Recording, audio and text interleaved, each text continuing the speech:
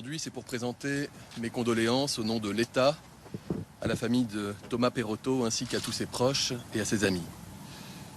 Thomas avait le visage de ce fils, ce frère, cet ami, cet élève, ce jeune adulte en devenir.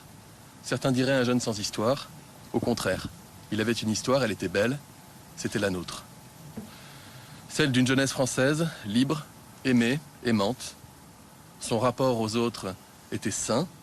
L'appartenance à sa famille, à son village, à son pays, il le vivait comme une chance. Il aimait le rugby et quand on aime le rugby, on aime le respect pour soi et pour les autres. Les parents de Thomas sont envahis par la peine et la douleur. Je leur ai dit ce matin notre détermination à poursuivre sans relâche et punir ceux qui lui ont fait ça. Leur colère, c'est la nôtre. Leur chagrin, c'est le nôtre. Parce qu'à l'opposé des lâches qui ont assassiné Thomas, nous avons cette capacité d'empathie qui rend insupportable à nos yeux et à nos cœurs ceux qui, par leur comportement, nous montrent qu'ils en sont dépourvus.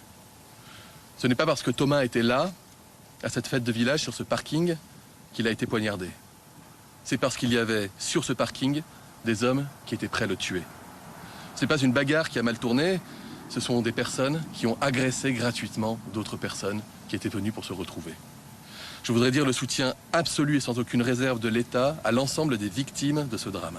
Thomas, ses proches bien sûr, toutes les personnes blessées, certaines d'ailleurs grièvement, mais aussi tous ceux que ce drame a ébranlés dans leur chair, parce qu'ils étaient présents ce soir-là, et ils m'ont dit pour certains avoir cru qu'un attentat était en cours. Ou parce que même absents, ils vivent désormais dans la peur de vivre cela un jour. Je veux vous dire que vous n'êtes pas seuls, nous ne vous laisserons pas seuls. Vous pouvez compter sur la mobilisation pleine et entière de l'ensemble du gouvernement pour garantir la sécurité de tous nos concitoyens. Je sais que vous attendez légitimement des réponses rapides et fortes, des réponses à la hauteur de la gravité des faits. La première des réponses, c'est la protection des victimes. Toutes les victimes, dont le statut doit être pleinement reconnu. Chaque fois qu'un drame survient, c'est la même chorégraphie qui se répète, des bandeaux, des chaînes de télévision en continu, des commentaires et souvent des polémiques. Et puis vient le jour d'après, quand les caméras s'éteignent, quand une nouvelle actualité chasse la précédente, restent les victimes. Elles qui ne sont pas passées à autre chose et qui sont toujours des victimes. Après les condoléances, les rassemblements, les minutes de silence, vient la solitude du deuil dans l'ombre. Et avec l'intérêt médiatique qui s'éteint, les victimes désormais oubliées. Mais les besoins, eux, demeurent. La peine, elle est toujours aussi grande. Les besoins sont administratifs, juridiques, psychologiques, ils sont nombreux. C'est pourquoi, et je l'ai annoncé ce matin, un comité local d'aide aux victimes se réunira dès les prochains jours, présidé par le préfet et par le procureur de Valence. Je l'ai annoncé à Madame la maire de Crépol, aux représentants des forces de sécurité intérieure et aux pompiers qui, tous, se sont remarquablement mobilisés, ainsi qu'aux familles qui étaient réunies ce matin. Madame Alexandra Louis, déléguée interministérielle à l'aide aux victimes, qui m'a accompagné aujourd'hui, en fera un suivi précis et consciencieux. Chacun pourra être accompagné de la manière la plus appropriée dans ce travail de deuil et de reconstruction qui commence et qui, je le sais, mobilise et mobilisera énormément de force et d'énergie. La deuxième réponse, c'est celle du travail efficace, rapide, intraitable de la police, pour retrouver les coupables et pour les empêcher de nuire à nouveau. Elle a déjà conduit, cette police, à l'interpellation de plusieurs individus dont certains sont désormais mis en examen et en prison dans l'attente de les juger, de déterminer leur niveau de responsabilité et donc les peines auxquelles seront condamnés tous ceux qui seraient reconnus coupables.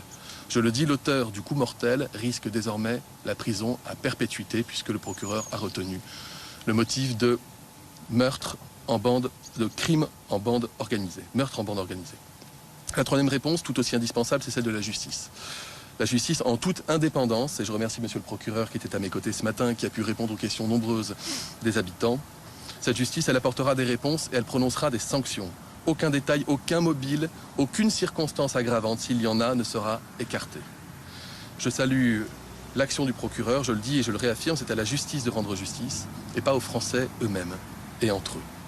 La justice permet de ne pas céder à la tentation de la vengeance par la violence, dont se sont rendus coupables à Romans des factions d'ultra-droite animées par la haine et par le ressentiment. Et comme la violence alimente la violence, cela a provoqué à son tour un autre drame, avec un jeune homme grièvement blessé dans le quartier de la Monnaie, ce qu'il nous faut également condamner.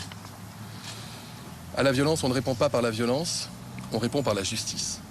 À la violence, on ne répond pas par la division, on répond par la détermination. Nous avons à cet égard aussi un devoir de décence. Je le dis aujourd'hui sans aucun détour, ceux qui tenteraient de salir la dignité du deuil par la polémique et qui parasiteraient l'émotion nationale à leur profit ne le font pas au nom des victimes. Je le dis à ceux qui crient vengeance au lieu de réclamer justice. Une fois que les faits auront été pleinement établis, une fois que la justice aura tranché, une fois que les victimes auront été accompagnées, nous n'oublierons pas Thomas. Au-delà de l'émotion et du deuil, nous devons regarder la réalité en face et avoir le courage de dire les choses. Nous le devons à Thomas, aux blessés, aux habitants, et nous le devons à tous les Français. Nous sommes lucides face à cette violence insupportable, meurtrière, qui effraie autant qu'elle met en colère. Cette violence qui déferle parfois en solitaire, mais qui se conjugue souvent en meute, qui chaque fois et partout où elle frappe, exacerbe un peu plus les tensions dans notre société. Vous n'en pouvez plus de ces bandes violentes, nous non plus. Et c'est la raison pour laquelle nous luttons avec détermination et des moyens sans précédent pour la police et la justice, comme ces 2 casernes de gendarmerie qui avaient été annoncées le mois dernier par le président de la République, ici dans la Drôme, et dont une à seulement 20 km de Crépol. Ce qui a coûté la vie à Thomas n'est ni un fait divers, ni une simple rixe en marge d'un bal de village. C'est un drame qui nous fait courir le risque d'un basculement de notre société si nous ne sommes pas à la hauteur. Affirmons-le ce matin avec clarté, les Français peuvent compter sur un État fort, sur des institutions inébranlables pour les protéger et pour rendre justice. Police, gendarmerie, tribunaux, élus locaux, dont je salue l'action, Madame la maire.